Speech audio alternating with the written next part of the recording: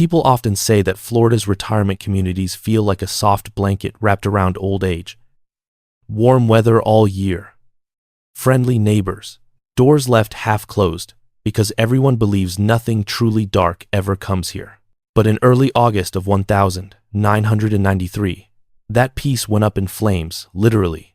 On a night still damp from an afternoon rain, fire erupted inside the White House of an 80-year-old widow. Neighbors heard a small pop. Then they saw thick black smoke rising like a strange arm curling around the roofline. Some ran toward the flames with nothing but their bare hands, shouting for help. Others froze in fear. And within just a few minutes, the sense of safety people had spent a lifetime building vanished like a candle blown out in the wind. When police arrived, they found a chaotic scene, one they knew all too well. The fire had already consumed the living room and was pushing toward the bedroom. But what lingered with them wasn't the blaze itself. It was the silence of a family with no one left to call. The silence of a community that had gone too long without confronting something truly evil. And the silence of the questions no one was ready to speak aloud. As smoke still drifted through the air, a young man walked toward the officers. He looked worried. He said he was just a neighbor, recently moved in with his sister. Police noted his statement and went back to their work. No one could have known that this short exchange would become the very first thread in a tragic chain stretching over the next 2 months. From that night forward, fear began slipping into every home in the town. Elderly women who once read the newspaper on their porches began shutting their doors early. Older men checked their locks 2-3 times before going to bed. A fire that didn't just burn wood and walls. It burned away the comfort of growing old in peace. Before the strange fires began to erupt, Spring Hill was the kind of town people chose for the final, quieter chapters of their lives, a place where they could set down the rush of the world and hold on to whatever warmth remained. Curving streets lined with tall pines, single-story homes with neatly trimmed lawns. And every afternoon, you could see elderly residents strolling slowly under Florida's soft sunlight, lemonade in hand, chatting about the old days. Spring Hill was not a place where anyone expected tragedy. Most of its residents were retirees. They chose this town because it felt familiar, comforting. A community where everyone knew each other's names, where neighbors collected the mail for one another during vacations, where older men still drove golf carts across front yards to deliver the morning paper to a friend who lived alone. It was a simple culture, but rich in humanity, something larger cities had long since lost. Mornings in Spring Hill were always peaceful. People opened their windows to let in the breeze, carrying a hint of salt from Tampa Bay. Elderly women wrapped shawls around their shoulders as they prepared breakfast, the radio playing soft news in the background. The older men gathered at a corner cafe, trading small talk about baseball or the grandkids. No one discussed crime. In fact, they rarely locked their doors. Even widows who lived alone didn't feel isolated. They had small circles of friends. Tuesday morning badminton groups. Friday afternoon book clubs at the town library. They still called each other honey and sweetheart, as if talking to family. If a woman didn't open her curtains in the morning, a neighbor would walk over and knock just to make sure everything was all right. It was the kind of sincere care you seldom see in modern communities. That peace created a kind of illusion, an aura of untouchability, a belief that this was a sanctuary, a place darkness simply couldn't reach. And it was that very comfort that made everyone more vulnerable. Because when people believe they are perfectly safe, they forget how the world still holds shadows no one wants to look at. During that summer, many seniors sent postcards to their children, saying they were having the best time. Some families were even planning visits for the holidays. No one imagined that what lay ahead would be the harshest change of all, a quiet unraveling they would not be ready for. Spring Hill, with all its gentle charm, was about to enter one of the darkest chapters in its history. And the most fragile residents would become the first to feel its impact. Within weeks, evening walks would disappear. Doors that once stood open would lock tight. The peaceful rituals of old age would be replaced by vigilance. But at this moment, before the nightmare descended, Spring Hill was still a place where people believed that if there were a heaven meant for the elderly, It might look exactly like this. Sophia Garrity was the kind of woman every neighbor wished they had in their lives. At 80 years old, she still carried the gentle eyes and quick, warm presence of someone who had endured life's changes without letting them harden her heart. She lived alone, in a small white house, on the corner of Candlewick. A place with an old wooden fence, and a garden she tended every morning with a pair of floral gloves. Faded by time. Born in Michigan, Sophia moved to Florida after her husband passed away. She said she couldn't handle the cold anymore. But those who knew her understood the deeper truth. She wanted a peaceful place to spend the rest of her days. Her afternoons were always soft and simple. She made her family's chicken soup recipe, then sat by the window with a book, listening to the wind threading through the trees. There was something about the way she lived that made time feel slower for anyone watching. And maybe that's why news of her death stunned the entire community. That night, neighbors saw flames erupting from Sophia's living room. Red light pulsed against the walls like a warning no one understood in time. The fire spread faster than seemed natural. Some neighbors tried to rush inside, but were forced back by the heat. By the time firefighters arrived, the home was swallowed in flames. When they found Sophia, she was lying motionless on the floor near her bedroom door. At first, her death was believed to be the result of an accidental house fire. Maybe faulty wiring. A sad but familiar tragedy for someone living alone. But everything changed once the forensic team walked in. The forensic specialists noticed details invisible to the untrained eye. First was the point of origin. The fire hadn't started near any outlet. There were no signs of melted electrical wiring. Instead, the burn pattern suggested the presence of an accelerant, something flammable deliberately placed. The second clue was the distribution of ash and burn marks. Electrical fires usually follow the path of the wiring. Then there was Sophia's body. There were no signs she had tried to escape. No torn clothing from a fall. No broken items around her that would suggest a struggle inside the burning home. But her body showed small areas of bruising, marks the forensic team determined had occurred before the fire. Tiny purple spots on her arms and shoulders. Marks firefighters often call silent signs. A victim restrained. No screaming. No struggle. Just helplessness. The residents of Spring Hill didn't know any of this. And they believed, wholeheartedly, that it was nothing more than a tragic accident. Something sad, but not unexpected for someone living alone.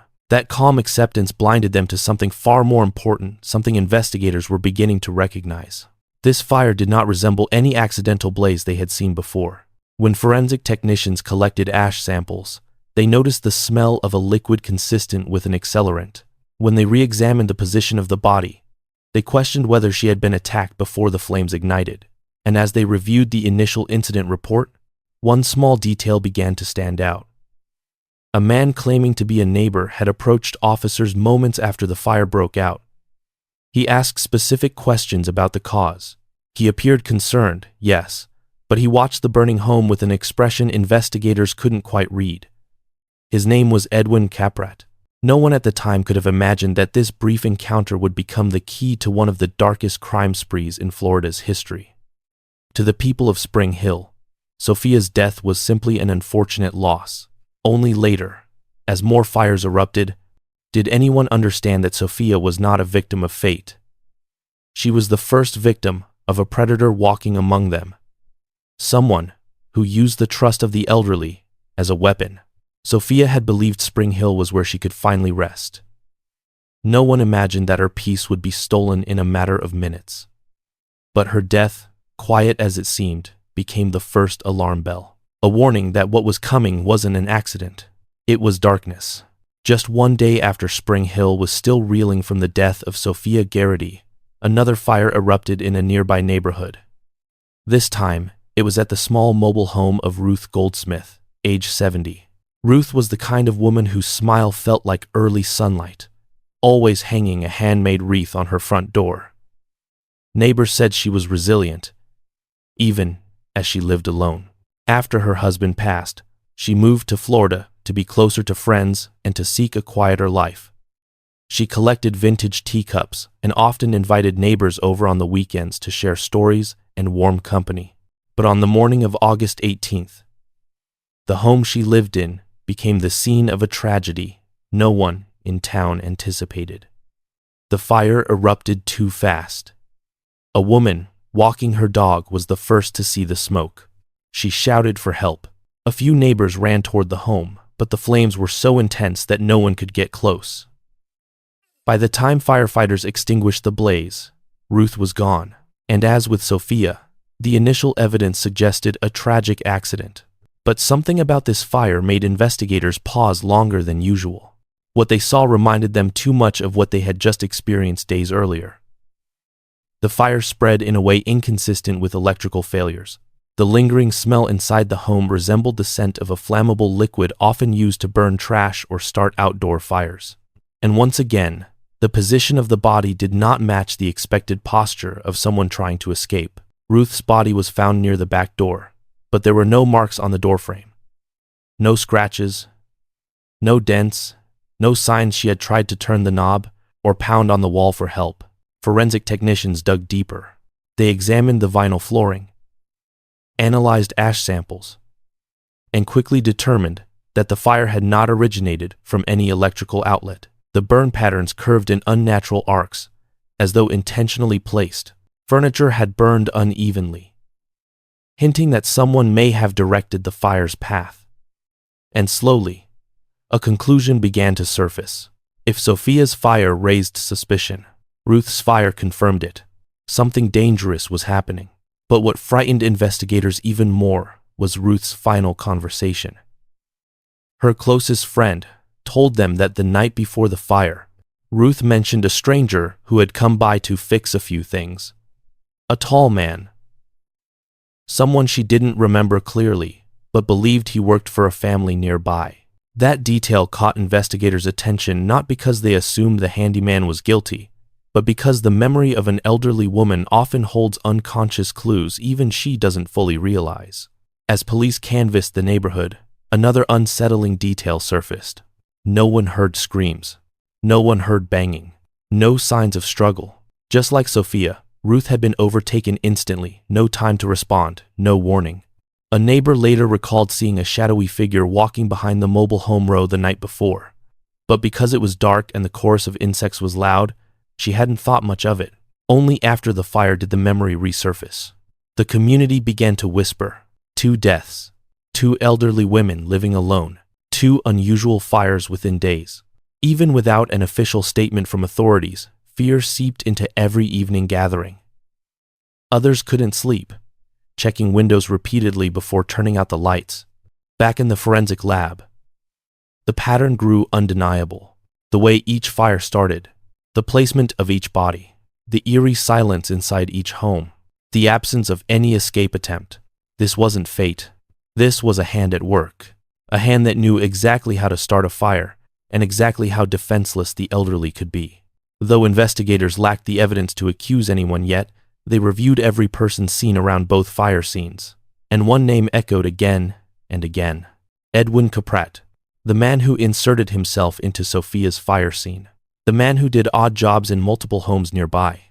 The man with a history far from clean. But the most chilling part was a feeling the investigators struggled to articulate. If someone was behind these fires, he wasn't killing for money. Not for revenge. Not for rage. He was killing for a reason they didn't yet understand. A reason tied to the isolation of the elderly, the trust they placed in strangers, and the quiet vulnerability of living alone. And they feared that unless they uncovered who was moving in the shadows, more homes would burn. The fire that took Ruth Goldsmith's life wasn't just the second tragedy. It was the warning, the unmistakable sign that these were not isolated accidents. This was a pattern. A predator was practicing his method, and Spring Hill, though unaware of what lay ahead, was standing at the edge of something far more devastating. After the death of Ruth Goldsmith, the people of Spring Hill tried to soothe their fear with explanations their hearts wanted to believe. That it was just an accident. They wanted that to be true. Because no one wished to admit that their twilight years could be threatened inside the very homes they had chosen for peace.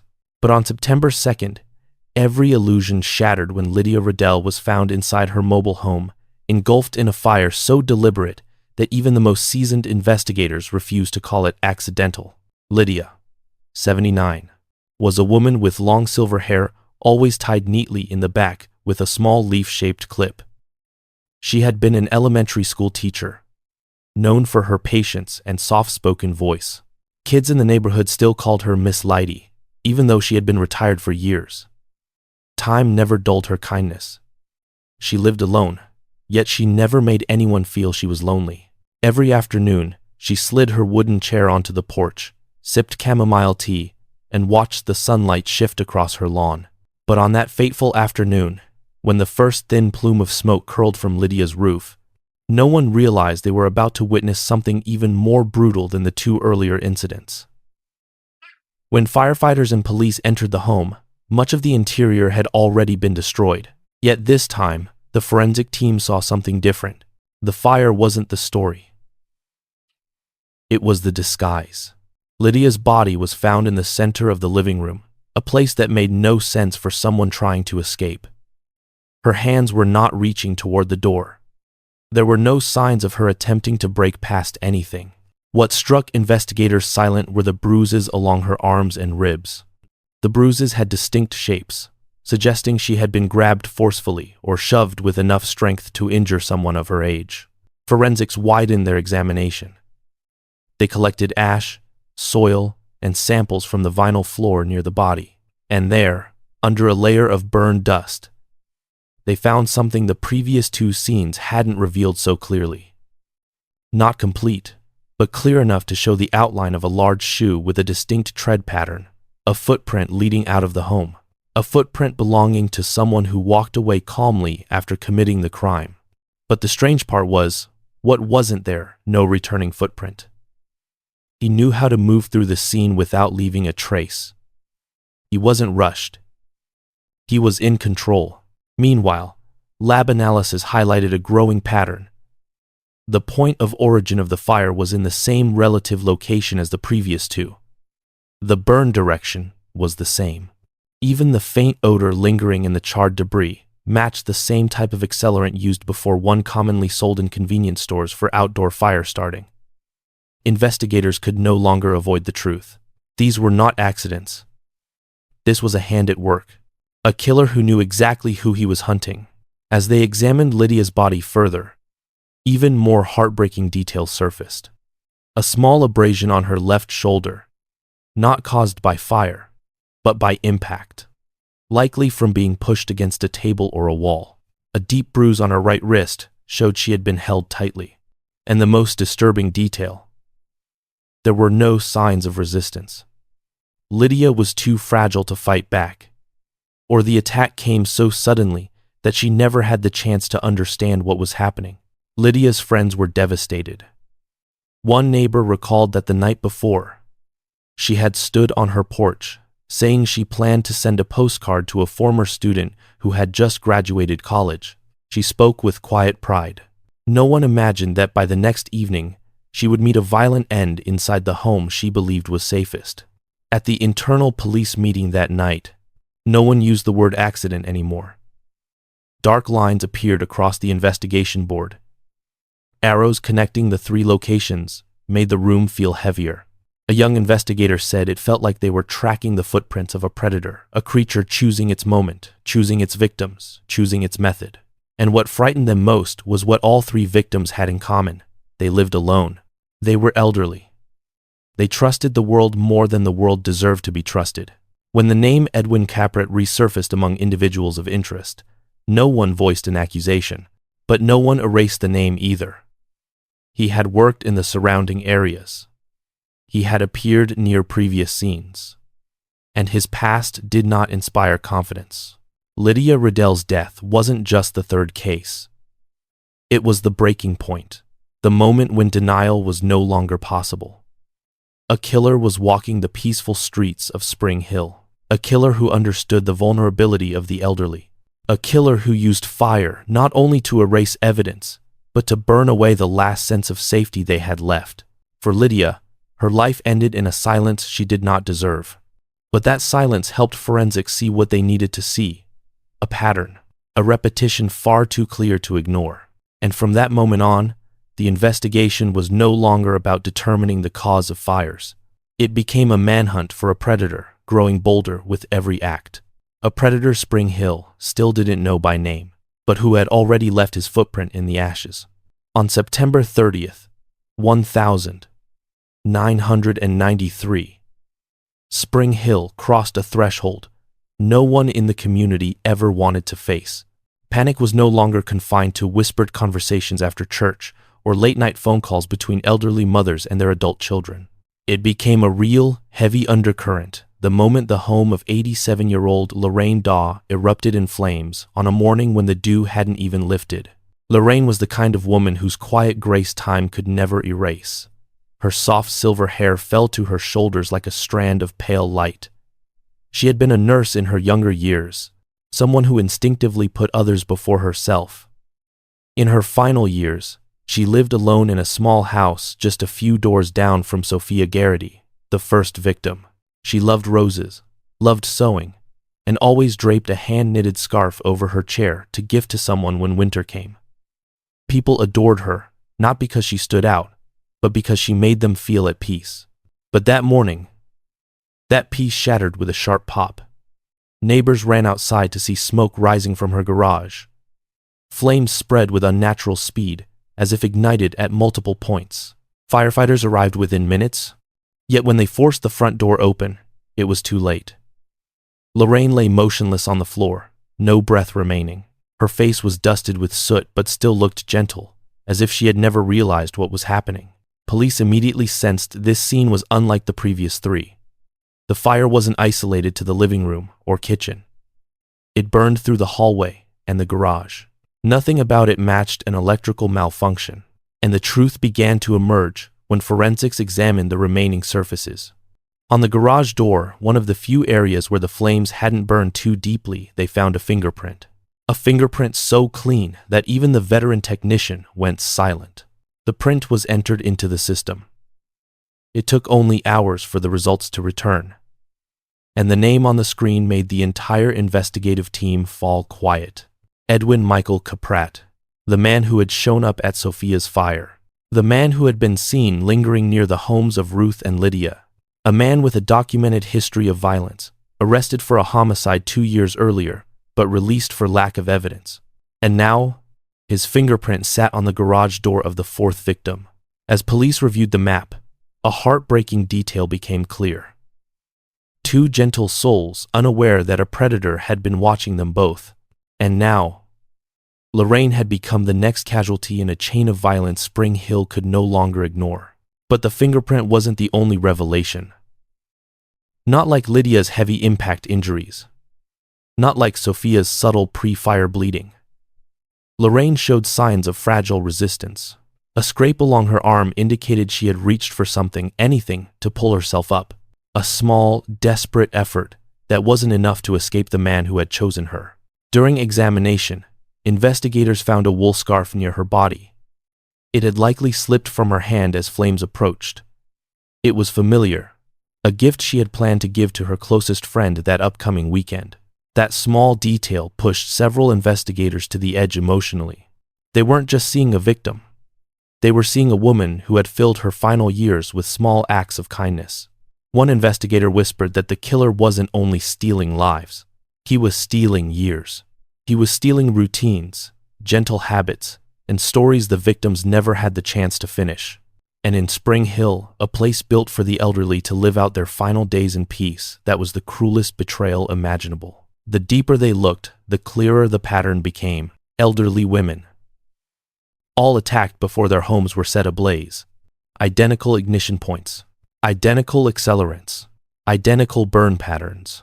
And now Kaprat's fingerprint. There was no doubt left. Spring Hill was dealing with a serial killer who understood exactly how to render his victims defenseless before burning away the evidence.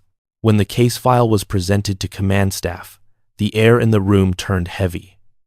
One officer said this was no longer a search for truth. It was a race against time. Because if Kaprat truly was the killer, he would not stop. Everything he had done showed escalation. More confidence, more boldness, more cold-blooded certainty. The fire was no longer the cover-up. It had become his signature. A grotesque calling card streaked across the quiet streets of Spring Hill. Lorraine Dawe's death was the breaking point. It left police no choice but to name Edwin Kaprat as their primary suspect. And deep inside every investigator, there was a tightening urgency, a knowledge that if they didn't stop him soon, another flame would rise, another house would fall, another elderly woman would die in silence, and Spring Hill would never again be the peaceful refuge its residents once believed in.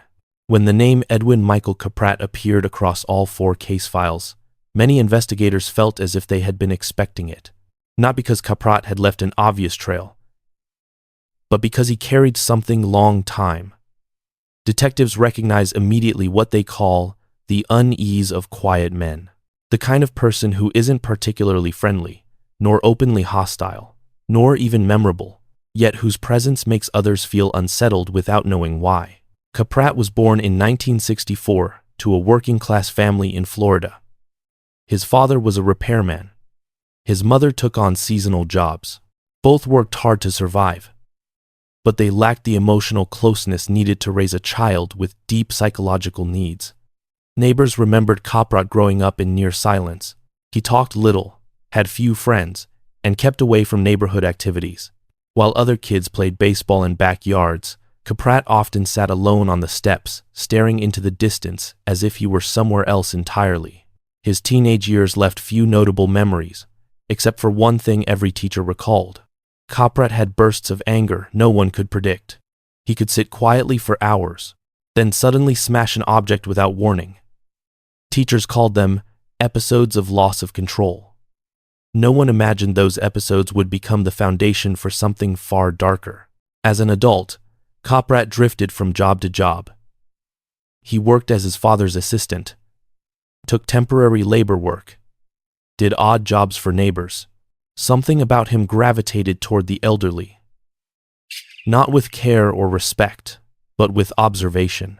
He asked questions about their routines, who lived alone, who no longer had family visiting, who answered the door without checking first. At the time, these questions seemed merely strange. Later, as detectives pieced everything together, they realized Kaprat had been scouting elderly women for months before he ever struck. His past was far from clean. In 1991, Kaprat was arrested in connection with the death of a man found along the Tampa highway. While murder couldn't be proven, he was convicted for using the victim's credit card. His jail time was brief, but it revealed something vital. Kaprat wasn't afraid of breaking the law. He was only afraid of being caught, and that is why he chose victims who couldn't fight back. Criminal psychologists were brought in to analyze his behavior. They didn't describe a raving madman. They described cold intention, a type of disorder that strips a person of empathy, especially toward the vulnerable. Elderly victims became ideal targets because they couldn't resist. Kaprat understood this. He knew how to immobilize with a single shove, how to restrain without making noise, and he understood the power of fire, how it erased everything. The most chilling part was that he didn't kill out of hatred or conflict. He killed because of urges, impulses he described in his first statement as sudden and burning, much like the fires he left behind in the homes of the elderly. Neighbors had seen signs long before. Some remembered him manhandling a girlfriend, once lifting her over his shoulder and dragging her inside while she screamed. No one called the police. They assumed it was just another domestic argument, a familiar type of silence in a community hesitant to get involved. But to seasoned investigators, those small incidents revealed the cruelty embedded within him. Police began to see what they had avoided acknowledging. Kaprat wasn't just an odd neighbor. He wasn't just a drifter with a messy past. He was a predator, moving through the dark, striking when victims were at their weakest, and walking away as flames erased the crime scene. But his confidence became his downfall. A single fingerprint left on Lorraine Dawe's garage door, the closest thing to a final message from the victim herself, a clue that could not be dismissed. When investigators looked at Kaprat's mugshot, they didn't just see a 30-year-old man with a muscular frame and empty eyes. They saw a fractured childhood, a distorted present, and a future he should never be allowed to approach, especially near the elderly. They knew then that no more fires could be allowed to ignite in Spring Hill, and the hunt for Kaprat became more than an investigation. It became a responsibility to the women who had lived gentle, deserving lives, and who should have been allowed to finish them in peace. When Kaprat's fingerprint was confirmed on Lorraine Dawe's garage door, the atmosphere inside the investigation office sank into a heavy, undeniable truth. No more suspicion. No more theories. This was the turning point, a line every investigator knew they could not step back from. If Spring Hill wanted to preserve what little peace remained, they had to stop him before another fire erupted. And to do that, they launched a covert surveillance operation that would last 9 days. 9 days in which no one could afford a single mistake. The surveillance began in absolute silence.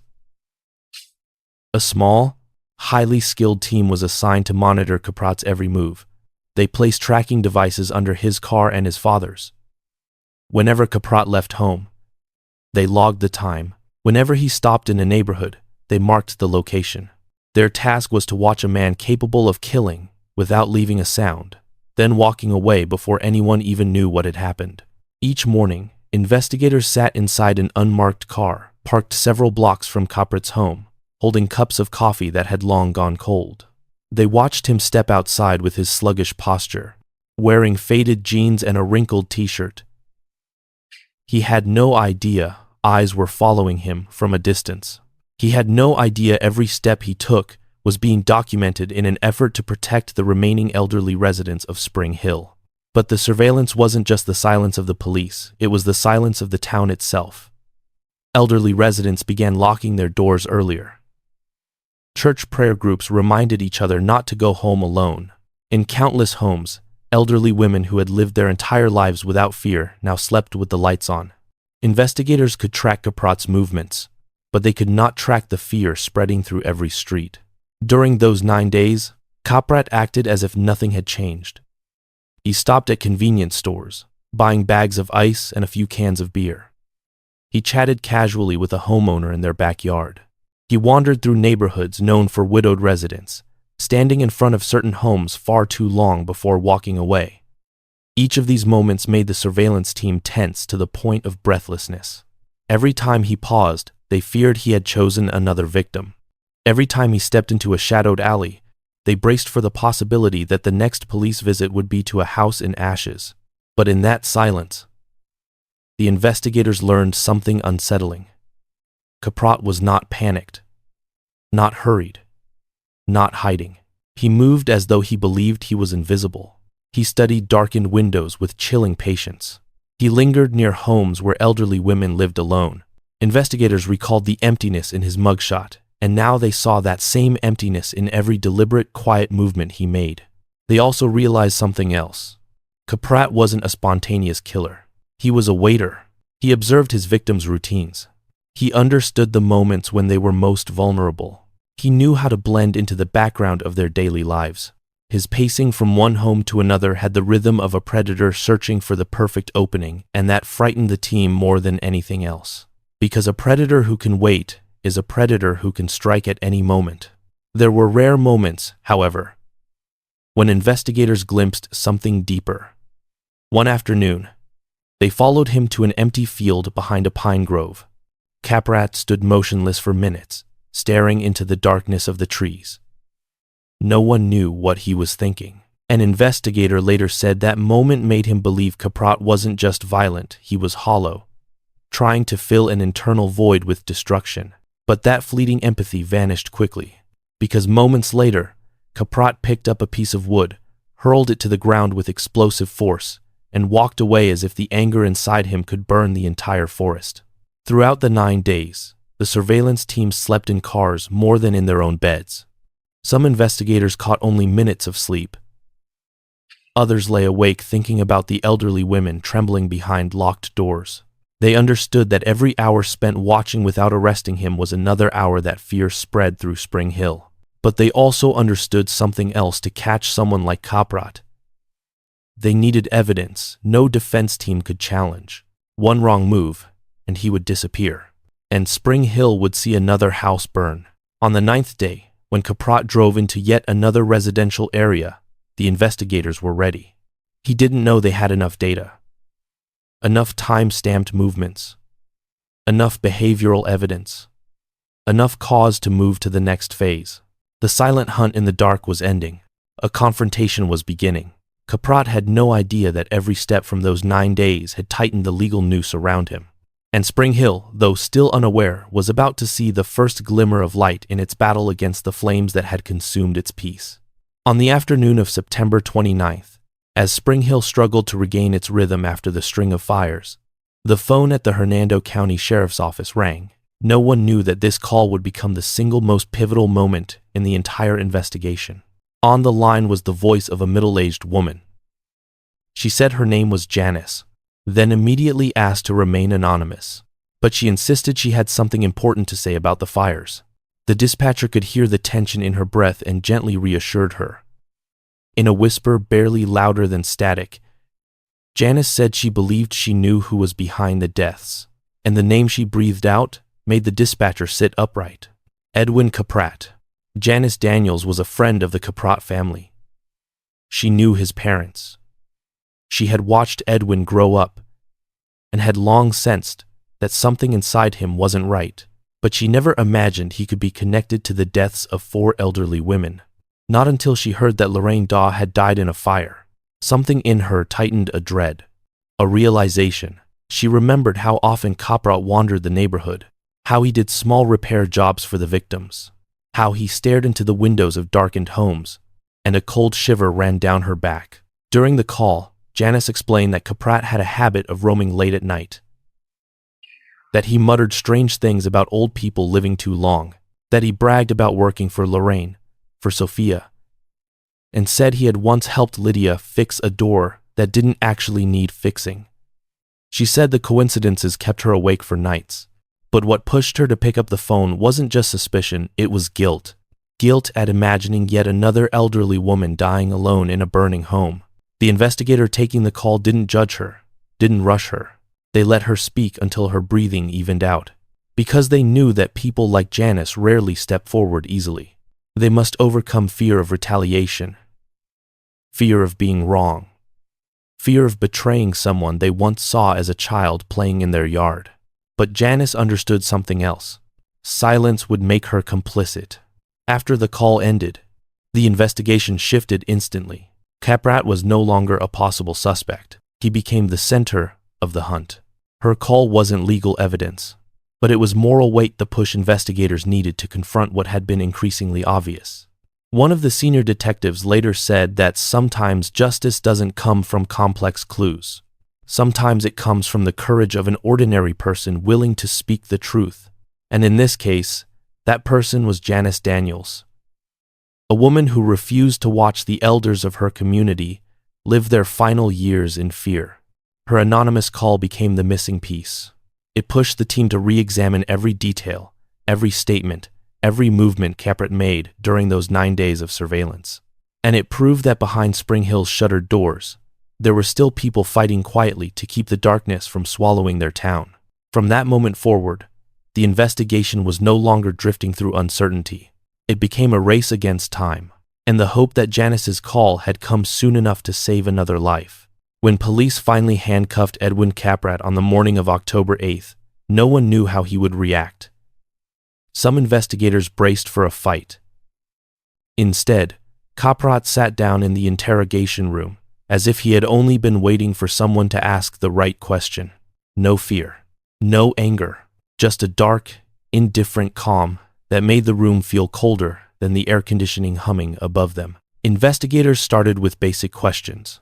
Did he know the victims? He nodded at Sophia's name, nodded at Ruth's, looked down at the table when they said Lydia and Lorraine. Then, as if the effort of pretending had become pointless, he exhaled and said he had done it. No hesitation in his tone, no remorse, just a bare, chilling admission. He said the impulses inside him, the urges, as he called them, came suddenly, like electricity shooting through his body, like a burst of heat that made standing still impossible. People expected more explanation from someone responsible for 4 deaths and 2 additional attacks. But to Kaprat, urges were simply the moments when he believed he had the right to do whatever he wanted to those weaker than himself.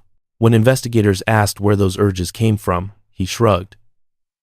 He said the feeling made him want to control, to see fear in someone's eyes, to feel their helplessness.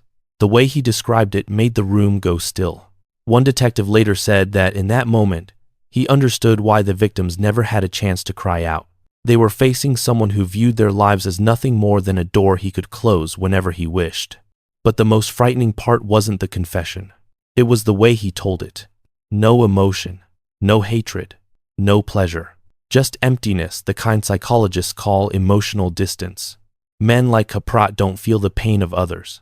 They don't seek thrill or revenge. They seek domination to fill a void. And once that feeling fades, the void returns, and the cycle begins again. Psychologists later wrote in their reports that Kaprat's urges weren't spontaneous. They were the result of years without emotional connection, without moral boundaries, without the ability to see other people as human beings of value. He viewed the elderly as shadows that could be erased, not because they angered him, but because they were vulnerable, because they trusted, because they lived alone and opened their doors with a faith Kaprat never deserved.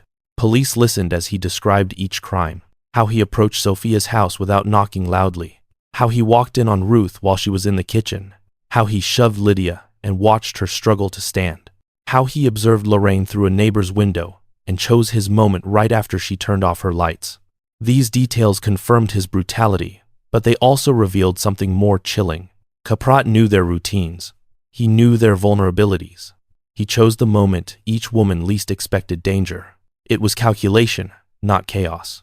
And investigators understood he never would have stopped on his own. When asked about the fires, Kaprat said he used them to make everything disappear. He didn't want to see what he had done once he walked away. Fire became his curtain, the final veil over his emptiness. A forensic expert later explained, fire wasn't just a tool. It was a form of denial, a refusal of responsibility, an erasure of humanity, both theirs and his. One young investigator said what angered him most wasn't the confession itself, but something Kaprat said at the end. He claimed he didn't think the victims felt pain. He said they were old, and their life force was already weak. That sentence silenced the entire room, because in that moment, everyone understood. Kaprat had never seen these women as people. To him, they were empty spaces where his urges could spill over. When the interrogation ended and officers escorted him out, Kaprat didn't ask for a lawyer. He didn't ask when he might go home.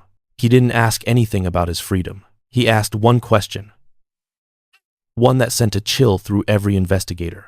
Did they find anything left in the houses? He wasn't afraid. He simply wanted to know if his fires had burned clean. What he didn't understand was this. Fire can destroy wood and cloth, but it cannot burn away truth. It cannot erase fingerprints on a garage door.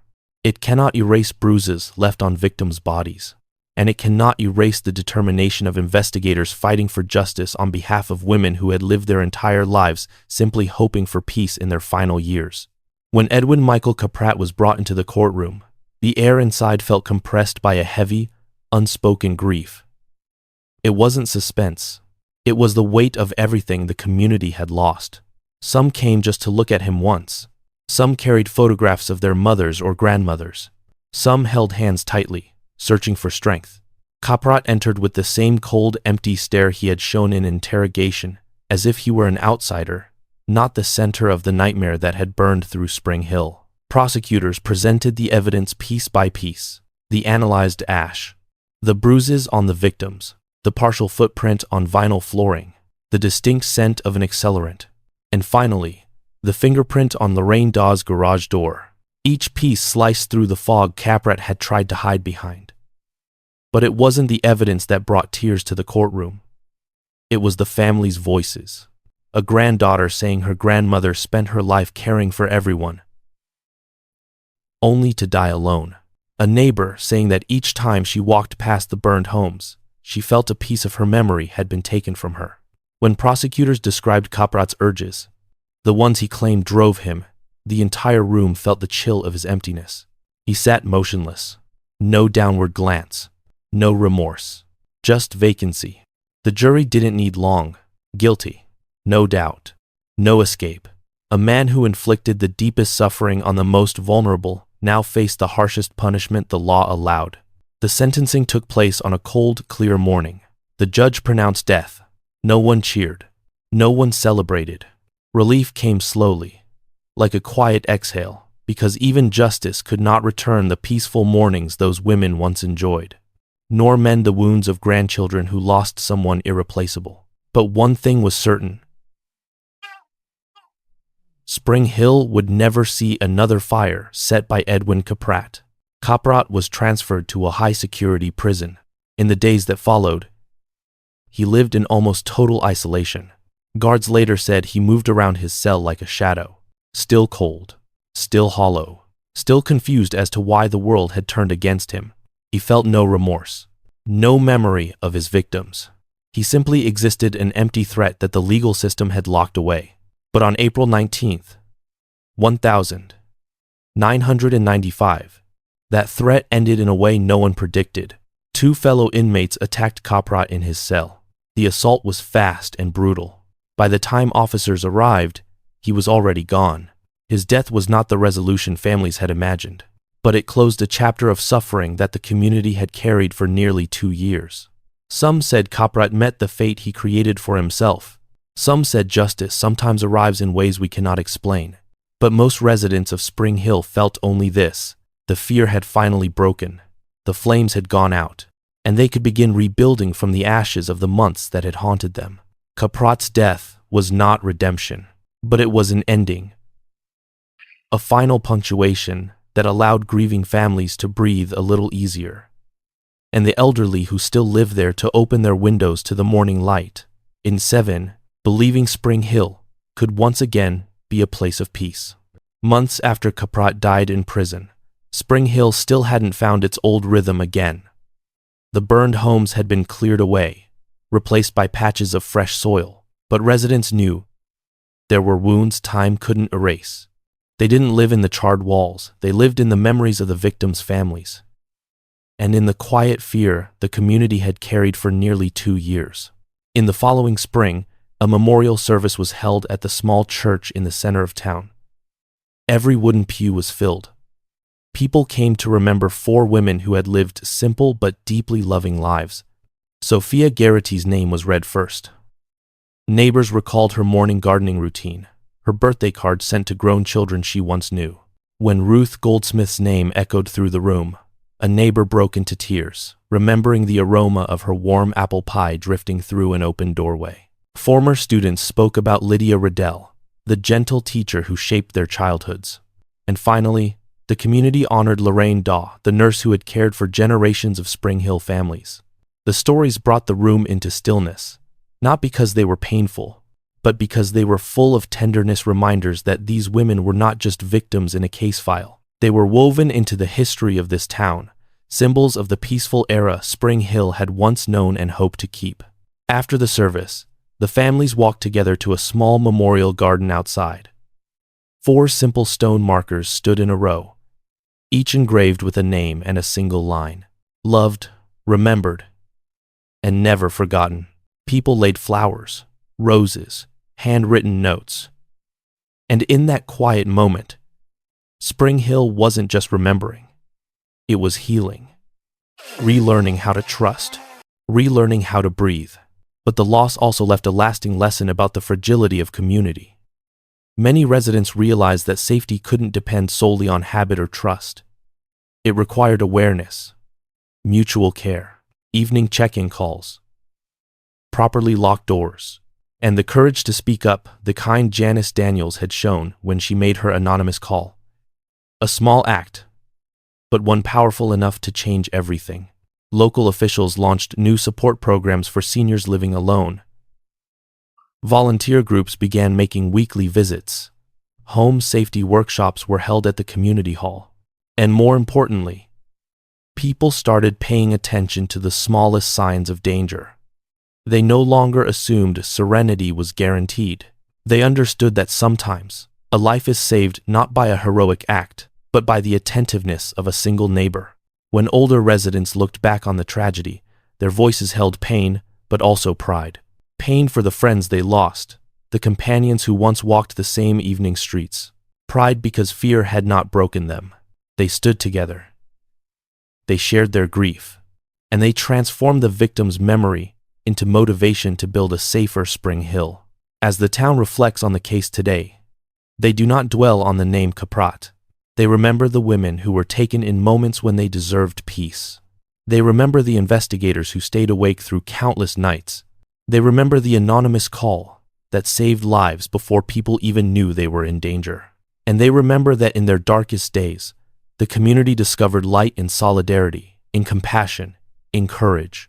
In closing this journey, we're not just recounting a crime story. We're preserving lives. Mothers, grandmothers, neighbors who lived quietly and left quietly.